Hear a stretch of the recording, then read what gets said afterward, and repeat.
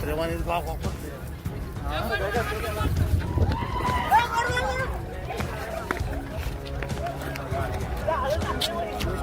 दिसते का?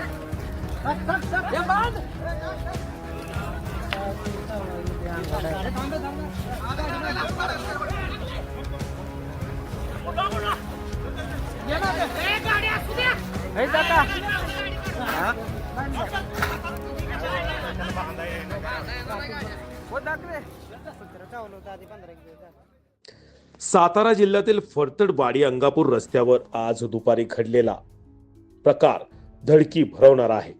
प्रकार ऐकल्यानंतर आता बाकी कमालच झाली अशी म्हणण्याची वेळ आली आहे. भर रस्त्यावर रेबीज सदृश झटके येत असलेलं दृश्य पाहून लोक घाबरले. 25-30 युवकांनी जाळी टाकून या व्यक्तीला ताब्यात घेतलं. 3 अँब्युलन्स बोलावल्या. जिल्ह्यातील हा चर्चेचा विषय असणारा वेगळ्याच दिशेने वळतोय. हा व्यक्ती ऊस तोड कामगार आहे आणि याला 15 दिवसापूर्वी कुत्रं चावलं होतं अशी माहिती मिळताच सर्वत्र रेबीजचा संशय पसरला. खरी माहिती समोर आली तर सातारा सिव्हिल मधून वेगळंच माहिती समोर आली. सध्या हा मजूर सातारा सिव्हिल हॉस्पिटलमध्ये ऍडमिट आहे आणि ते सिव्हिल सर्जन यांनी दिलेलं वक्तव्य आणि परिस्थितीचं चित्र पूर्णपणे बदलणार आहे. सिव्हिल सर्जन म्हणतायत हा रेबीजची केस नाही, हा मनोरुग्ण आहे. या प्रकाराचं वर्तन आणि झटके तो आधीपासूनच नाटकासारखे करतो अशी देखील माहिती समोर येते. त्यामुळे मेडिकल रिपोर्टनुसार रेबीज नसल्याची अधिकृत माहिती देण्यात आली आहे. घटनास्थळी भीषण दृश्य पाहून गावकऱ्यांनी जे धाडस दाखवलं ते कौतुकास्पद आहे. पण आता रेबीजचा धोका नसल्याचं स्पष्ट होत आहे. मनोरुग्ण असलेला हा सध्या पूर्ण वैद्यकीय निरीक्षणाखाली साताऱ्यात त्याला ठेवण्यात आलाय.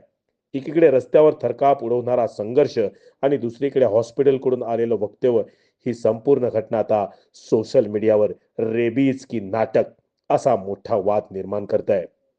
फरतडवाडी अंगापूर रस्त्यावरचा हा प्रकरण पूर्ण सत्यासह समोर आलं तरी या कामगाराचा उपचार मात्र सध्या सिव्हिल हॉस्पिटल साताऱ्यात सुरू आहे.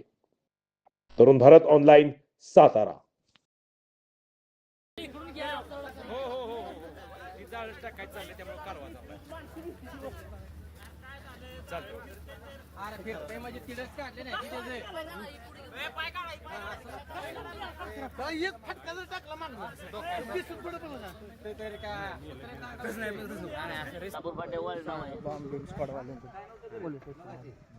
गोळ्या कुठं नाही, त्याला थंड आहे म्हणून एक जण घेऊन आला, त्याला मारलं, चावला नाही, वारफाडले त्याला, ती वारफाडलेली नाही, तिच्या अंगात शूटर होता ना, त्यामुळे काय झालं नाही. पण ती इथं फाट्या होती, येतं अंगावर आता गाड्यांची ह्यांची. नितीन